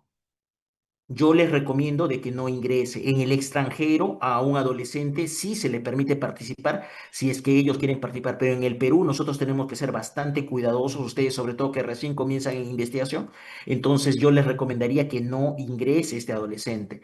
Ahora nos ponemos en el caso de que el adolescente no quiere participar y los papás tampoco quieren, eso queda bastante claro, ahí tampoco no va a participar. Y ahora, ¿qué pasa si el adolescente no desea participar y su papá y su mamá sí quieren que participe? Este caso también es muy interesante. El adolescente no desea participar y sus papás y su mamá, los dos quieren que participe, los dos están de acuerdo en que debe participar. ¿Qué dicen? ¿Ingresa o no ingresa el adolescente? ¿Ingresa o no ingresa al estudio? Y nos hacemos la pregunta de siempre, ¿no? Nos hacemos la pregunta de siempre de ¿puede dar su autorización o no puede dar su autorización? Sí podría dar su autorización, entonces vale la pena pedirle su autorización. Entonces todas las autorizaciones deben estar completas para poder continuar con esa persona en el estudio. Y si esa persona, ese adolescente de 15 años no quiere participar, le parece que tiene pudor ante esa situación o de repente no quiere simplemente compartir su información, se tiene que respetar, se tiene que respetar. Pregunta a su compañero Eduardo Alba sobre terapias vitales. Si quieres lo dices por el micrófono, no estoy muy familiarizado con ese concepto. De repente, si lo elaboras un poco más, ¿a qué te refieres con terapias vitales? ¿Terapias que pongan en riesgo la vida, algo así? Por así decirlo, transfusión de sangre, algo así, en un paciente menor de edad. No, Por autor, ser, se refiere a estudios que más que un fin de correlación o lo que sea, son estudios de tipo terapéutico que de pueden tipo ensayo mejorar. clínico. De tipo ensayo clínico pasamos al quinto escenario, al quinto escenario. En el quinto escenario, ¿qué pasa si queremos que un adolescente participe de un estudio sobre un nuevo medicamento para leucemia? Un nuevo medicamento para leucemia. El ejemplo que está colocando su compañero, ¿no? Una terapia que verdaderamente le puede dar una oportunidad de sobrevida. El niño tiene leucemia, quiere participar, su mamá quiere que participe y su papá tiene miedo y su papá no quiere que participe del ensayo clínico, quiere que solamente reciba su terapia para leucemia mieloide crónica del hospital, la terapia estándar, la terapia que siempre se recibe. ¿Qué se hace? ¿Ingresa al estudio o no ingresa al estudio? Podría salvarse de repente si es que ingresa al estudio. Es una patología sumamente compleja, ¿no? La leucemia mieloide crónica. Si entra o no entra, digan ustedes. ¿Qué dice el público? ¿Ingresa o no ingresa al estudio? Su mamá dice que sí, él dice que sí y su papá dice que no. ¿Ingresa o no ingresa?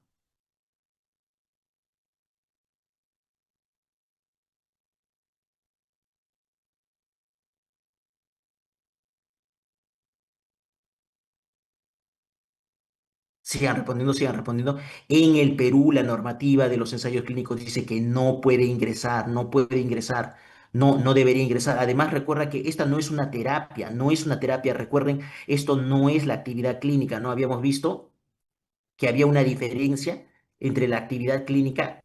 En la actividad clínica yo sí debería decir que esta persona ingrese. Entonces, hasta podría yo conseguir un permiso para uso compasivo cuando el medicamento está aprobado, cuando el medicamento ya está en el país, ¿no? pero una terapia que está en estudio no es uso compasivo, una terapia que es parte de un ensayo clínico, o sea, algo que yo estoy estudiando con motivo de investigación, eso es diferente al uso compasivo. En el uso compasivo es para salvar la vida de la persona en ese momento. En cambio, en un ensayo clínico no sabemos si la persona va a ingresar al brazo de control o va a ingresar al brazo que recibe la terapia, ¿no? Entonces no se puede saber muchas veces eso, o de repente ingresa al brazo que recibe la terapia, pero y se sabe, porque muchas veces en los ensayos de cánceres, como dicen, es de etiqueta abierta, no son ensayos en los que sí se sabe, y definitivamente en cualquiera de los brazos está recibiendo alguna terapia, en una la terapia estándar y en otro la terapia nueva, ¿no? Pero nosotros no sabemos si la terapia nueva es positiva o no.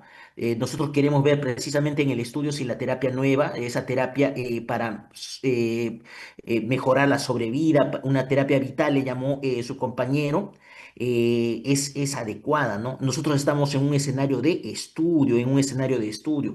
Entonces, este escenario de estudio nunca es una emergencia que se tenga que manejar y que se tenga que obligar a alguien a participar. En un estudio de investigación nunca se obliga a nadie a participar, nunca se obliga a nadie a participar, ni nunca es decisión del médico que sí, sí va a entrar porque de este modo se podría salvar. Este medicamento va a demorar 10 años en llegar al Perú. Entonces, que ingrese porque, y si yo ni siquiera sé que verdaderamente el medicamento le va a salvar o no va a salvar, porque todavía el medicamento sigue en estudio, porque el medicamento todavía sigue en estudio. Esto no sería uso compasivo, no sería uso compasivo.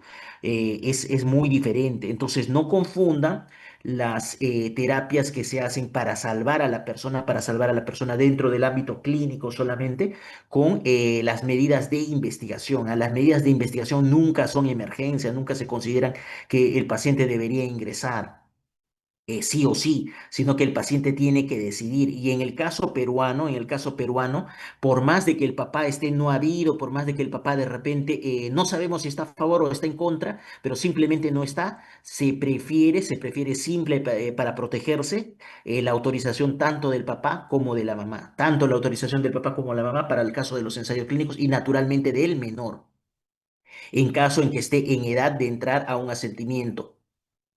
Y si yo quiero hacer un estudio sobre un nuevo arnés para la displasia de cadera, un nuevo arnés para displasia de cadera, un niño de 2 años y los padres están de acuerdo en que participe, ¿ingresa o no ingresa? Ya lo habíamos visto, pero este caso tiene algo que vale la pena recalcar. ¿Ingresa o no ingresa? Un arnés, un dispositivo para la cadera, un niño de 2 años, ¿ingresa o no ingresa? Los dos papás están de acuerdo, el papá y la mamá. ¿Ingresa o no ingresa? ¿Le pedimos asentimiento o no le pedimos asentimiento? Me gustaría que todos respondan. ¿Entra al estudio o no entra al estudio? Respondan, respondan. ¿Sí o no?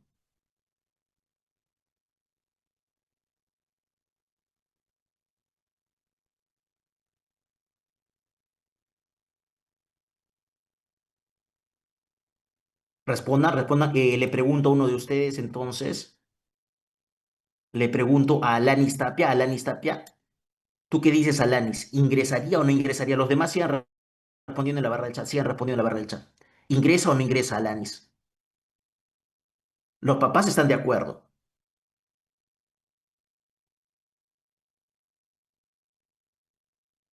Respondan, respondan. ¿Es el momento para equivocarse o es el momento para podernos dar cuenta de cualquier error? Sí, recuerden, yo considero bastante su participación. Yo no les obligo a nada que no esté ligado exclusivamente a sus respuestas, ¿no? Yo no les voy a pedir PowerPoint extra, cosas extra, fuera de las presentaciones que ustedes tienen que hacer en Word, ¿no? Entonces, le pregunto nuevamente a su compañera Alanis, ¿qué opina de ese caso, ¿no? Sí, Alanis, adelante, te escucho. Por segunda vez te pido tu opinión.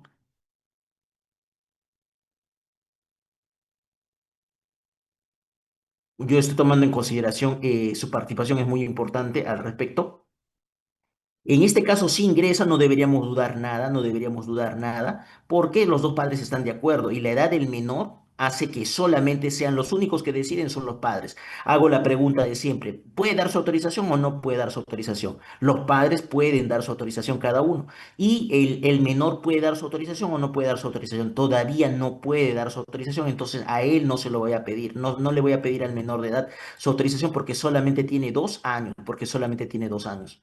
Entonces, en el Perú, para el caso de los ensayos clínicos, se pide la autorización del padre y de la madre. Siempre tienen que estar de acuerdo. Los dos tienen que firmar, los dos tienen que firmar. ¿Qué pasa si la mamá es menor de edad? Si la mamá es menor de edad, es un caso sumamente especial. Un caso sumamente especial en el que la mamá y el papá es mayor de edad y el papá dice que sí. La mamá es menor de edad y también dice que sí. Pero, ¿qué pasa, no? En el caso de los hijos de madres adolescentes, donde la mamá todavía es menor de edad. En el Perú se considera que la madre, por más de que fuera menor de edad, por más de que fuera menor de edad, la madre puede dar su autorización o negar su autorización. Por más de que sea menor de edad la madre, de que sea una mamá de 16, 17 años, ella sí puede decidir sobre su menor hijo de edad. Pero ¿qué pasa si ella quiere tomar una medida de salud? Ella misma tiene que pedir permiso sobre su propia salud, tiene que pedir permiso a los abuelos, tiene que pedir permiso a su papá y a su mamá. Es una cosa que aparentemente no tendría mucha lógica, pero así está en la legislación peruana por ahora. Entonces, para las madres adolescentes, ellas no pierden ningún derecho, ellas siguen teniendo la libertad de decidir sobre sus hijos, pero por su propia salud tienen que pedir también apoyo y el permiso a sus padres, ¿no? Una cosa un poco rara. La normatividad relativa al consentimiento informado, esto sí es de la Ley General de Salud, no solamente para investigación en general. Ninguna persona puede ser sometida a tratamiento médico quirúrgico sin su consentimiento previo o el de la persona llamada legalmente a su cuidado, ¿no? Y se exceptúa, hay una excepción sumamente importante, intervenciones de urgencia, ¿no? Le atropellan a una persona y tienen que hacerle una craneectomía porque está haciendo un hematoma epidural y entonces no se puede perder el tiempo, esa persona inmediatamente ingresa a quirófano, inmediatamente ingresa a quirófano, está con un Glasgow de 6, esa persona tiene que ingresar inmediatamente a quirófano y hacerle la descompresión, ¿no? Y entonces no se va a pedir un consentimiento informado para nada en ese caso. Pero nosotros en el ámbito de la investigación nunca estamos en escenario de urgencia, nunca estamos en escenario de urgencia. Nosotros siempre vamos a pedir un consentimiento o asentimiento informado, siempre, siempre. Entonces alguno dirá, ¿y qué pasa en el caso de los niños que sean de alguna religión y de que están necesitando sangre? Vuelven a estar dentro de esta situación de urgencia, ¿no? Porque eso sí sería un procedimiento médico inmediatamente sí se les transfunde, o sea, para la normativa peruana, para la ley peruana, por más de que fueran de cualquier religión, eso, si están en una situación de emergencia, sea adulto, sea niño, se le tendría que transfundir, ¿no? Pero verdaderamente se tiene que probar de que sea una situación de emergencia o urgencia, ¿no? Se documenta en la historia clínica con las variables del paciente, tiene una hemoglobina de 6, se dice así, y podría uno estar completamente protegido ante la ley, ¿no? Completamente protegido ante la ley de haber tomado una decisión para poder salvar la vida de la persona, aunque no tuviéramos su consentimiento informado, aunque no tuviéramos su consentimiento informado, sea adulto o sea niño, mucho más en el caso de los niños. Algunas normas que rigen la investigación, el Código de Nuremberg, la Declaración de Helsinki, el informe de Belmont, no les pregunto las fechas, pero yo sí les pregunto, la secuencia es importante, ¿no? Yo les podría preguntar, ¿el informe Belmont influenció en el Código de Nuremberg? ¿Qué dicen ustedes, verdadero o falso? ¿El informe Belmont influenció en el Código de Nuremberg? No, no, porque el Código de Nuremberg es de mucho antes, ¿no? El Código de Nuremberg ya estaba escrito, ¿no? Entonces el informe Belmont no podía ejercer influencia sobre el Código de Nuremberg. Más bien, para los documentos que están adelante, sí podríamos pensar eso, ¿no? Entonces, el ejemplo que yo les puse es importante conocer la secuencia, ¿no? Y sobre todo la última norma que acaba de salir, que se las voy a compartir también, el 6R3, el nuevo modelo de las buenas prácticas clínicas para la industria. No es necesario que lo lean a detalle, no es que justo ha cambiado en septiembre y ha sido toda una revolución, ¿no? Verdaderamente se centra más en el paciente, se centra un poco más en el paciente y en proteger al paciente. Aparentemente los cambios son bastante positivos en las buenas prácticas clínicas para la industria farmacéutica. La investigación en salud, entonces, cuando necesita una revisión ética, ya habíamos visto solamente entonces cuando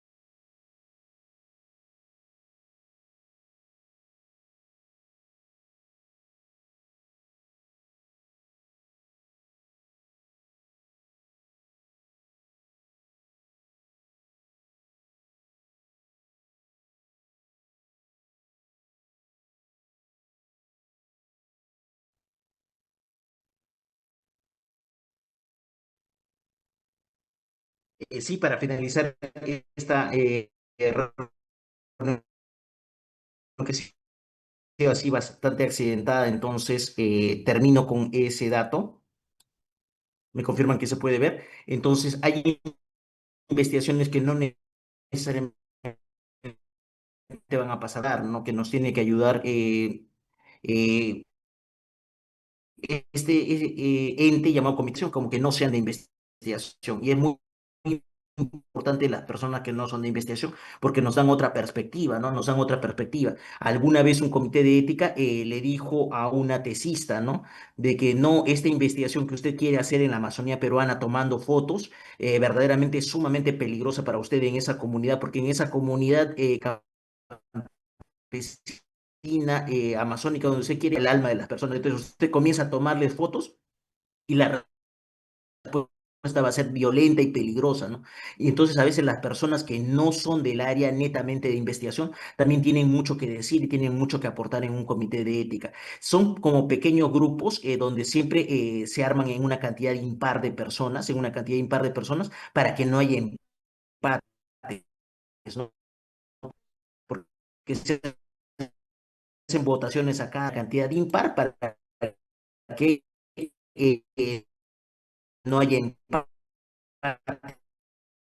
simplemente. Eso necesitan aprobación por comité de ética para memorizar toda la vida los estudios retrospectivos. Entonces ustedes nunca van a colocar por comité de ética en su sección de un consentimiento informado, ¿no? En la sección de consentimiento informado no va a ser necesaria, no va a ser necesaria. Van a pasar por una revisión ética definitivamente, pero la sección de consentimiento informado ya no la van a revisar, no va a haber una revisión de consentimiento informado para este tipo de estudios que les digo, ¿no? Entonces las excepciones son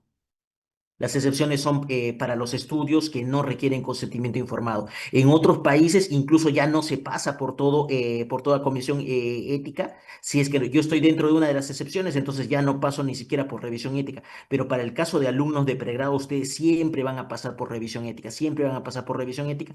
Lo que se va a hacer es que va a ser una revisión ética mucho más sencilla y de que si no necesitan un consentimiento informado, entonces eso también se va a tener en consideración, ¿no? Y mis preguntas es, ¿qué pasa para los estudios piloto? En el estudio piloto yo tomo una pequeña cantidad de la muestra y yo veo cómo es la factibilidad del estudio. Me contestarán mis preguntas, cuánto se demorarán en contestarme, me harán caso, no me harán caso.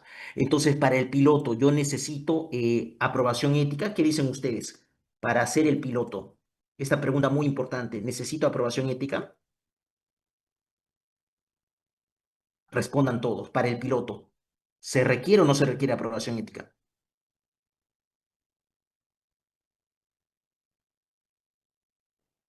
Respondan todos. Sí se me escucha, ¿no? Sí, sí, respondan todos para el piloto. En el piloto simplemente yo me pregunto, ¿trabajo con participantes? ¿Están entrando participantes a mi estudio? Sí, son personas que son parte de la muestra que yo voy a tomar, ¿no? Entonces, sí, definitivamente, si bien son un pequeño grupo de participantes, yo necesito tener una aprobación ética antes de hacer el piloto.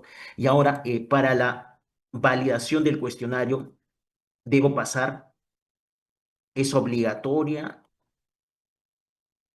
la aprobación ética ¿qué dicen ustedes? ¿Qué dicen ustedes al respecto? Para validar el cuestionario, la famosa validación que a veces se hace por expertos. ¿Esa validación por expertos requiere paso por comité de ética? Naturalmente, en el caso de la validación por expertos. Para otras validaciones que son con participantes, está bastante claro, ¿no? Si es con participantes, siempre pasa por revisión de comité de ética. Pero en el caso de validación por expertos, ¿qué dicen ustedes? Nosotros deberíamos en toda una clase el tema de validación. Me parece que ese no está cubierto en sus sílabos, pero yo les adelanto, ¿no? Yo les adelanto. Cuando la aprobación es solamente por expertos, cuando se hace un estudio por expertos, los expertos no son participantes, los expertos no son participantes, los expertos no me van a dar su información personal, no me van a dar sus datos de salud, de enfermedad, ¿no? Entonces allí yo no necesito una aprobación por comité de ética para la validación por expertos. Entonces, eso es una cosa que nosotros podemos aprovechar. Entonces, yo puedo ir avanzando, yo puedo ir ganando tiempo, haciendo validar por expertos mis herramientas y eso no necesita el paso por comité de ética. psicológica, es una ventaja bastante grande. Finalmente, tomar en cuenta que ningún consentimiento informado, ni la autorización, ni ninguna cosa, ni ninguna autoridad pu- puede legitimar conductas negligentes, conductas ilegales, ¿no? Yo en un consentimiento, es algo muy importante, un consentimiento informado no es un contrato, porque en un contrato yo no me puedo ir en cualquier momento, ¿no? Yo no me puedo ir en cualquier momento, pero en un consentimiento informado, en cualquier momento el participante se puede retirar, en cualquier momento el participante se puede retirar. De repente yo le echo seguimiento en segunda visita, tercera, cuarta, visita número 15, de repente en un ensayo clínico bastante largo de insuficiencia cardíaca. Incluso el paciente ha sido operado de todo, se le ha colocado balón de contrapulsación aórtica, algún tipo de dispositivo, se le hacen varias visitas de seguimiento, se ha invertido bastante en el participante. Igual el participante, si decide retirarse, se tiene que retirar. No es un contrato el consentimiento informado. El consentimiento informado no es un contrato y el paciente podría retirarse. Entonces, el consentimiento informado es todo un proceso en el que la persona es informada, acepta participar y me brinda su consentimiento, que puede ser de manera escrita, ¿no? Pero es todo un procedimiento. En ningún momento es un contrato, en ningún momento es una venta, en ningún momento es solamente un papel. Eso es bastante importante de recordar. Y este consentimiento informado no puede tener nada que vaya contra la ley, no puede tener nada que vaya contra la ley. Yo no puedo hacer un consentimiento informado. Así como no se puede hacer tampoco un contrato para robar a alguien, un contrato para asaltar a alguien, no sería legal, no tendría ni pies ni cabeza el hacer un contrato para estafar